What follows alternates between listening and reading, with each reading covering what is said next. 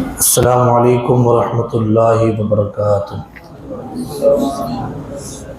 نحمده ونصلی ونسلم علی رسولہ الکریم وعلی آلہ واصحابہ اجمعین، اما بعد فاعوذ باللہ من الشیطان الرجیم، بسم اللہ الرحمن الرحیم۔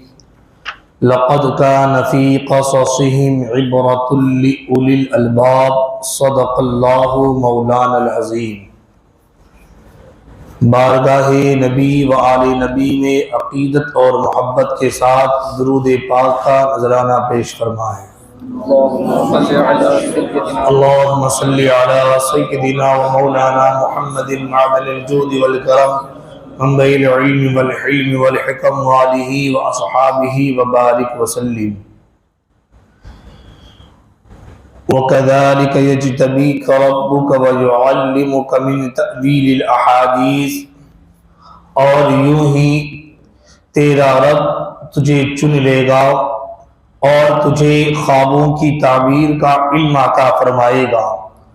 وَيُتِمُّ نِعْمَتَهُ عَلَيْكَ، اور تجھ پر اپنی نعمت کو مکمل فرمائے گا۔ وَعَلَىٰ آلِ یعقوب، اور اولاد یعقوب پر۔ كَمَا أَتَمَّهَا عَلَىٰ أَبَوَيْكَ مِن قَبْلُ إِبْرَاهِيمَ وَإِسْحَاقَ، جیسا کہ اس سے قبل تیرے آبا و اجداد حضرت ابراہیم اور اسحاق علیہ السلام پر اپنے نعمت کو مکمل فرمایا۔ ان ربک علیم حکیم، بے شک تیرا پروردگار علم والا اور حکمت والا ہے۔ کل یہ بیان ہوا تھا، اللہ کے نبی حضرت یعقوب علیہ السلام نے حضرت یوسف علیہ السلام کو سمجھایا کہ اپنے خواب کو کسی کو بیان نہ کرنا۔ آپ حضرت یوسف علیہ السلام کے خواب کے بارے میں، اس کی تعبیر کے بارے میں جانتے تھے، چونکہ اللہ تبارک و تعالیٰ نے حضرت یعقوب علیہ السلام کو نبی بنایا تھا، اور نبی غیب کی باتوں کو جان لیا کرتا ہے۔ نگاہ نبوت اور فراست نبوی سے اللہ کے نبی حضرت یعقوب علیہ السلام نے اسے جان لیا، اور آپ سمجھ گئے کہ یہ خواب کوئی معمولی خواب نہیں ہے۔ آنے والے زمانے میں اللہ تبارک و تعالیٰ یوسف کو بڑی شان، بڑا مرتبہ، بڑی عزت اور بڑا عہدہ عطا فرمائے گا۔ اس وجہ سے آپ نے کہا کہ اپنے بھائیوں کو یہ خواب بیان نہ کرنا، کہیں ایسا نہ ہو کہ وہ خواب کو سن کر کے اس کی تعبیر جاننے کی کوشش کریں اور الٹی تعبیر سمجھ لیں، یا پھر کوئی غلط تعبیر بیان کر دے تو پھر وہ تمہارے دشمن بن جائیں۔ اسی لیے حضرت یعقوب علیہ السلام نے آپ کو منع فرمایا۔ اب آگے حضرت یعقوب علیہ السلام حضرت یوسف کو تعبیر نہیں بیان کرتے، بلکہ نتیجہ بیان کرتے ہیں کہ تم نے یہ خواب دیکھا، اب تمہیں کیا کرنا ہے۔ اس کے لیے حضرت یعقوب علیہ السلام ارشاد فرماتے ہیں، اے میرے بیٹے، یہ خواب کوئی عام خواب نہیں ہے، بلکہ اس طریقے سے خواب اللہ اپنے مخصوص بندوں کو عطا فرماتا ہے۔ ایسا لگتا ہے کہ اے میرے بیٹے، اللہ نے تجھے اپنی خاص رحمت عطا فرمائی ہے اور تجھے چن لیا ہے۔ دیکھیے، ایک ہوتا ہے عام آدمی کا، جس کا کوئی چناؤ نہیں ہوتا، جس کی کوئی پرسنالٹی نہیں ہوتی، جس کا کوئی انتخاب نہیں ہوتا، اور جس کو چنا جاتا ہے اس کی خوبیاں دیکھی جاتی ہیں، اس میں کمالات دیکھے جاتے ہیں کہ فلاں آدمی، فلاں عالم دین، فلاں ہمارا پٹیل، فلاں ہمارا ورکر، اگر کسی کو چنا گیا تو اس میں خوبیاں ہوتی ہیں، اس کی بنیاد پر اس کا چناؤ ہوتا ہے۔ اللہ تبارک و تعالیٰ نے حضرت سیدنا یوسف علیہ نبی علیہ الصلوۃ والتسلیم کو چنا ہے۔ اللہ تبارک و تعالیٰ نے انہیں خوبیاں بھی عطا فرمائی ہے، اس لیے کہ بغیر خوبی کے کسی کا چناؤ نہیں ہوتا۔ ہر کسی کے اندر کسی کو چنا جاتا ہے۔ اجتباء کا جو معنی ہے قرآن مجید میں جو اجتبی کا فرمایا ہے، اس کا معنی ہی یہ ہے کہ اللہ نے تمہیں عام نہیں بنایا، بلکہ جتنے تمہارے بھائی ہیں یا جتنے اولاد یعقوب کے اندر بھی تمہارے سامنے موجود ہے، ان سب کے اندر اللہ نے تمہیں ایک خاص مرتبہ دے کر کے تمہیں چن لیا، تمہیں عزت و کرامت عطا فرمائی ہے۔ اور یہی احسان اللہ تبارک و تعالیٰ نے ہم گنہگار امت کو بھی فرمایا، اس لیے کہ اللہ تبارک و تعالیٰ نے ہمارا بھی چناؤ کیا ہے۔ قرآن مجید میں اللہ رب العزت نے دوسری جگہ فرمایا کنتم خیر امۃ اخرجت للناس، تم جو ہے سب سے بہتر امت ہو، اور تم جو ہے سب سے بہتر امت اس لیے ہو کہ تم دوسروں میں سے نکالے گئے ہو، تمہارا چناؤ کیا گیا ہے، تمہارا انتخاب کیا گیا ہے۔ کیوں انتخاب کیا گیا؟ تمہارے اندر کیا خوبیاں تھی؟ تأمرون بالمعروف وتنہون عن المنکر وتؤمنون باللہ، اس لیے کہ تم لوگوں کو بھلائی کا حکم دیتے ہو، برائی سے روکتے ہو، اور اللہ پر کامل ایمان لے کر کے اس پر یقین رکھتے ہو۔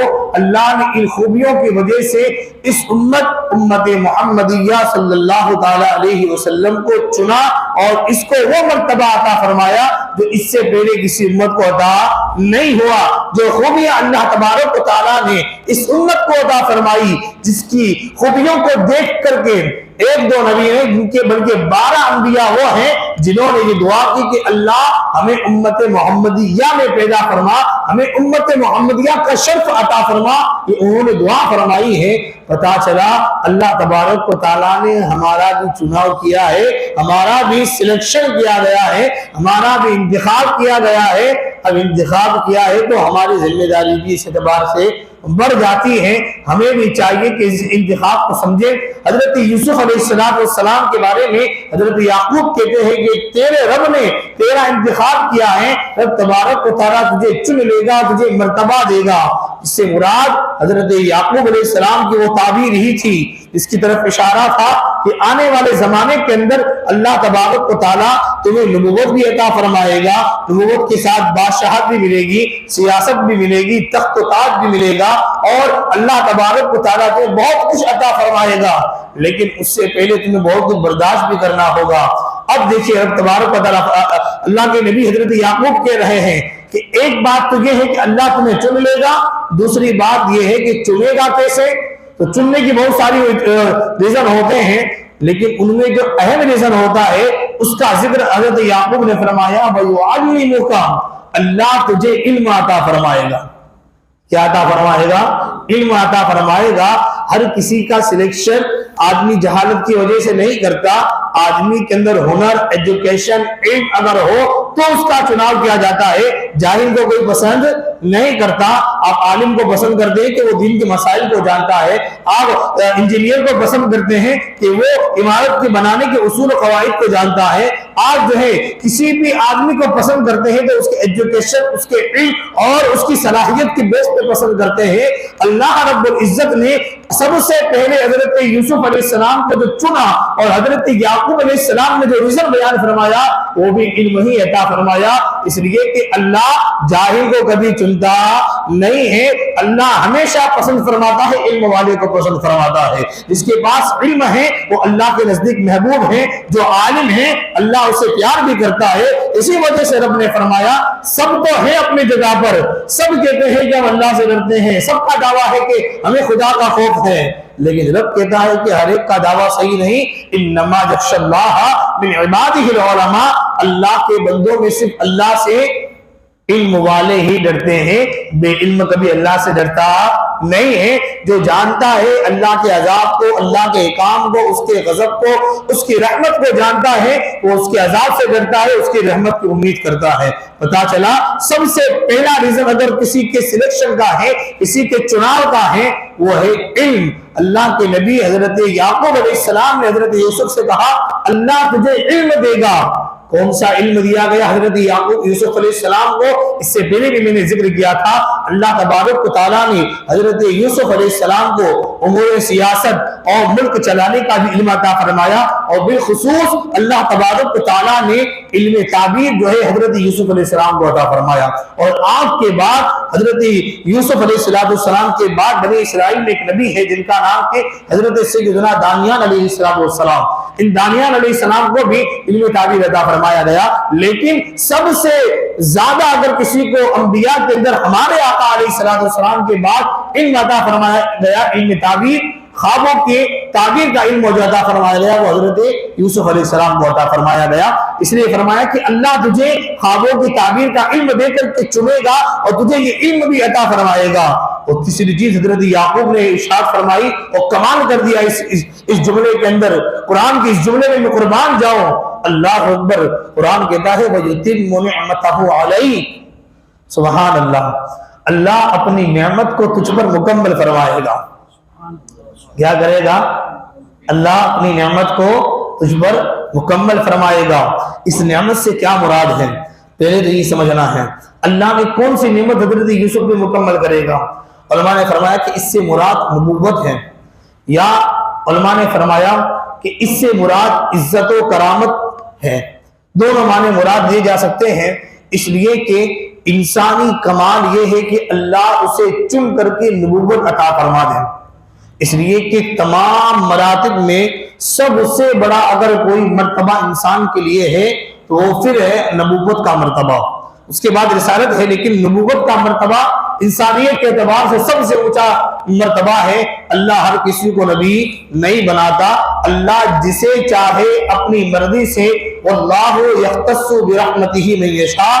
کفار مکہ یہ سمجھتے تھے کہ یا یہود و نصارہ یہ سمجھتے تھے، بالخصوص یہودی، کہ نبوت تو اللہ نے خاندان ابراہیم میں اسحاق کے اولاد کو عطا فرمائی ہے، اسماعیل کے اولاد میں تو کوئی نبی نہیں ہے، اس لیے یہ محمد رسول اللہ صلی اللہ علیہ وسلم نبی نہیں ہو سکتے۔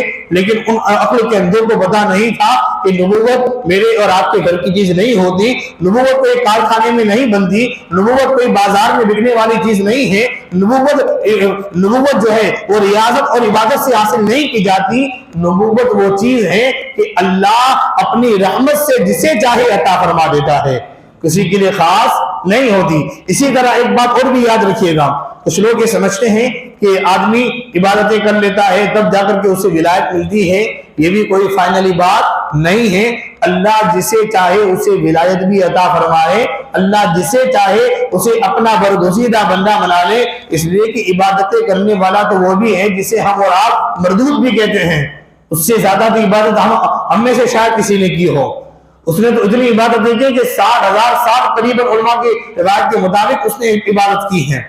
اتنی عبادت کرنے کے باوجود بھی رب نے کیا فرمایا؟ اخرج فإنک رجیم، نکل جا میری بارگاہ سے، تو دھتکارا ہوا ہے کہ نہیں؟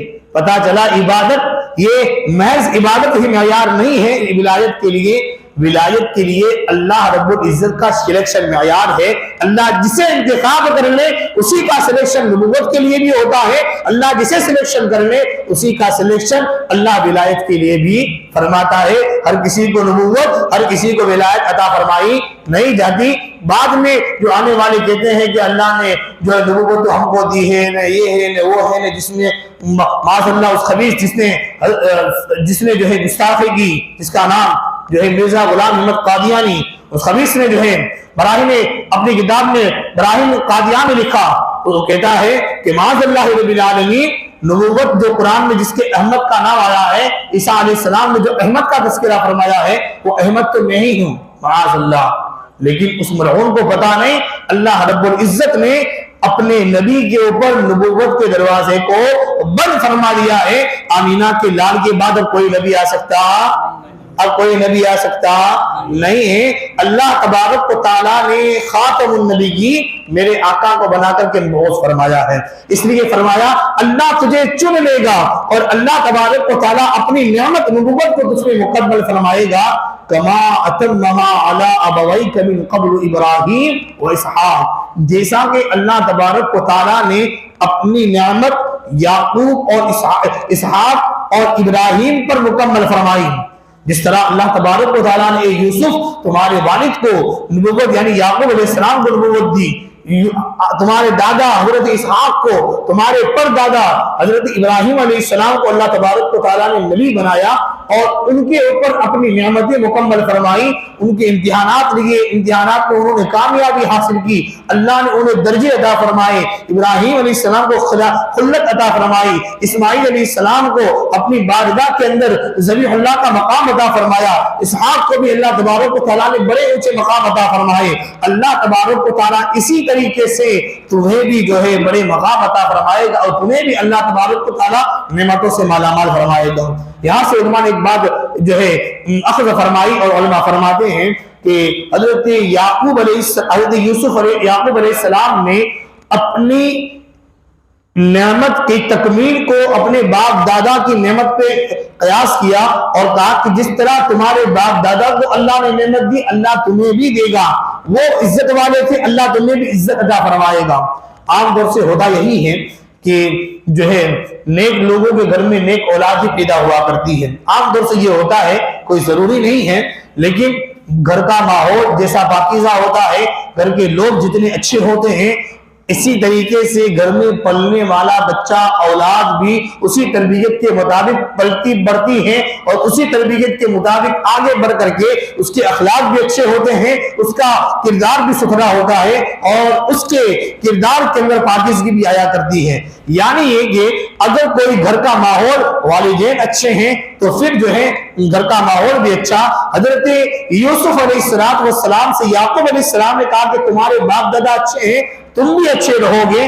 پتا چلا کہ اگر باپ دادا کی نیکیاں اچھی ہو، ان کے کردار اچھے ہو تو پھر اولاد کے اندر ان کا اثر پیدا ہوتا ہے۔ یہاں سے رک کر کے میں ایک بات ضرور کہوں گا، ہم یہ چاہتے ہیں کہ ہم جیسے بھی ہیں، ہم نے جیسے بھی زندگی گزاری، ہم نے چاہے نمازیں پڑھی کہ نہ پڑھی، قرآن کی تلاوت کرے کہ نہ کرے، کچھ بھی کرے ہم، لیکن ہمارے حرکتیں کچھ بھی ہو، ہماری اولاد نیک ہونی چاہیے۔ میں کہتا ہوں میاں ایسا نہیں ہوتا، اگر تم نیک بن جاؤ تو پھر تمہاری اولاد انشاءاللہ نیک پیدا ہوگی انشاءاللہ تعالیٰ۔ اگر تم نیک ہو، تمہارا کردار ستھرا ہے، تمہارے اندر اگر جو ہے نمازوں کی پابندی قرآن کی تلاوت ہے تو پھر تمہاری اولاد کے اندر بھی چیز آئے گی۔ آپ دیکھ سکتے تاریخ کے اوراق کے اندر حضرت سیدنا عبداللہ بن مبارک رضی اللہ تعالیٰ عنہ جن کے والدین تہجد گزار تھے، اللہ نے کیسی اولاد عطا فرمائی۔ پوری دنیا کے اندر انبیاء، پوری دنیا کے اندر جو ہے اللہ والوں کے ناموں کے اندر محدثین کے ناموں میں نام آتا ہے حضرت عبداللہ بن مبارک کا۔ جیسے والدین کا کردار ہوتا ہے اسی طرح اولاد بڑھتی ہے۔ سیدہ خاتون جنت فاطمہ زہرا نے راتوں رات عبادتیں کی ہیں تو بیٹے نے کربلا کے میدان میں بھی جو ہے اپنے سر کو دے دیا ہے، نماز کو نہیں چھوڑا ہے کہ نہیں؟ اسی طریقے سے آپ جتنے بھی بزرگان دین کو دیکھیں، سیدنا سرکار غوث پاک کی والدہ ماجدہ ام الخیر فاطمہ جو راتوں کو سجدے تہجد کی نمازیں ہیں، تلاوت قرآن ہیں، یہ کر رہی ہیں، تو جب بچہ پیدا ہوتا ہے تو 18 پارے کا حافظ پیدا ہوا کرتا ہے۔ حضرت سیدنا خواجہ قطب الدین بختیار کاکی آپ کے والدہ قرآن کی تلاوت کرتے کرتے کام کر رہی ہے، اور جب بچہ پیدا ہوتا ہے تو 14 پارے کا حافظ قرآن پیدا ہوتا ہے۔ یہ پتا چلا والدین کا کردار، والدین کی نیکیاں یہ اولاد کی طرف منتقل ہوتی ہیں، ان کی طرف جاتی ہیں۔ والدین اچھے ہیں تو اولاد بھی اچھی ہوا کرتی ہے۔ یہی سے یہ بات ہمیں پتا چلی۔ اس لیے سب سے پہلے والدین کو نیک بننا ہوگا، والدین کو نماز پڑھنی ہوگی، والدین کو قرآن کی تلاوت کرنی ہوگی، تب جا کر کے تمہارے بچے بھی قرآن پڑھیں گے، تمہارے بچے بھی نمازوں کی ادائیگی کریں گے۔ رب فرماتا ہے یہ چناؤ جو اللہ تبارک و تعالیٰ نے یوسف علیہ السلام کا کیا، اللہ نے یہ نعمت عطا فرمائی، فرمایا کہ کما اتمھا علی ابویک من قبل ابراہیم و اسحاق، اللہ تبارک و تعالیٰ اپنی نعمت کو تجھ پہ بھی مکمل کرے گا اور اولاد یعقوب پر بھی اس نعمت کو مکمل فرمائے گا۔ اولاد یعقوب سے مراد علماء نے دو معنی بیان فرمائے، یا تو اس سے مراد حضرت یعقوب علیہ السلام کی جو اولاد اس زمانے میں موجود تھی 11 بھائی، اللہ تبارک و تعالیٰ نے ان پہ کیا نعمت مکمل فرمائی؟ ان پہ نعمت یہ مکمل فرمائی کہ جب حضرت یوسف علیہ السلام کی بارگاہ میں انہوں نے توبہ کی 40 سال کے بعد، تو اللہ تبارک و تعالیٰ نے انہیں ولایت کا مقام عطا فرمایا۔ یا تو اس سے مراد حضرت یعقوب کی نسل میں آنے والے انبیاء کرام ہیں کہ اللہ تبارک و تعالیٰ اس نعمت کو جیسا حضرت یعقوب کو حضرت ابراہیم حضرت اسحاق کو نبوت عطا فرمائی، اسی طرح اللہ تبارک و تعالیٰ اولاد یعقوب کے اندر اور بھی بہت سے انبیاء کرام کو پیدا فرمائے گا۔ اور بعد میں ہوا بھی ایسا تقریباً علماء کی ایک روایت کے مطابق 70,000 انبیاء کرام اور ایک روایت کے مطابق 4,000 انبیاء کرام بنی اسرائیل کے اندر بھیجے گئے، جو سب کے سب حضرت یعقوب علیہ السلام کی اولاد سے تھے۔ رب فرماتا ہے ان ربک حکیم ان ربک علیم حکیم، یہ تمام جو سلیکشن ہے، جو مرتبے ہیں، جو نعمتیں دی ہیں، بے شک تیرا پروردگار علم والا ہے، وہ جانتا ہے کہ کس کو کیا مرتبہ دینا ہے، کس کو کیا عہدہ دینا ہے، کون کس چیز کے لائق ہے، کون کس چیز کے لائق نہیں ہے، اور حکیم بھی ہے، ایسا حکمت والا ہے کہ وہ جس کے بارے میں جو فیصلہ فرماتا ہے وہ حکمت کے مطابق ہوتا ہے۔ کسی کو نبوت دی تو وہ بھی حکمت کے تحت ہے، کسی کو ولایت دی تو وہ بھی حکمت کے تحت ہے، کسی کو جو ہے بڑا مقام دے دیا وہ بھی اس کی حکمت ہے، اور کسی کو اونچا مقام نہ دے کر کے اسے پست رکھا وہ بھی اس کی حکمت ہے۔ جو جیسا کردار کا حامل ہوتا ہے، جس کی جیسی صلاحیت ہوتی ہے، جس کا جیسے برداشت ہوتی ہے، اللہ تبارک و تعالیٰ اسے ایسا ہی مقام عطا فرماتا ہے۔ ہمیں ضرورت ہے کہ ہم جو ہے نیک کاموں کی طرف بڑھتے رہیں، گناہوں سے دور رہیں۔ اللہ تبارک و تعالیٰ ان چیزوں کی وجہ سے بھی مرتبے بڑھاتا ہے۔ رب فرماتا ہے کہ من عمل صالحا فلنحيينه حیاتا طیبہ۔ رب فرماتا ہے کہ جو اچھے اعمال کرے ایمان کی حالت میں تو پھر ہم جو ہے ان کی دنیا کی زندگی کو بھی کامیاب کرتے ہیں اور آخرت کی زندگی کو بھی کامیاب کرتے ہیں۔ اگر ہم کامیابی چاہتے ہیں تو ہمیں بھی چاہیے کہ اچھے اعمال کریں، قرآن کی تلاوت، نمازوں کی ادائیگی، تہجد کی ادائیگی، درود کی کثرت، اللہ والوں کے ساتھ اچھا سلوک، پڑوسیوں کے ساتھ اچھا سلوک، رشتہ داروں کے ساتھ اچھا سلوک، والدین کے ساتھ اچھے اخلاق سے پیش آئیں۔ یہ چیزیں اگر ہمارے اندر بھی آ گئی اللہ ہمیں بھی مرتبے عطا فرمائے گا۔ اللہ کی بارگاہ میں دعا ہے اللہ تبارک و تعالی ہم سب کو ان باتوں پہ عمل کی توفیق عطا فرمائے۔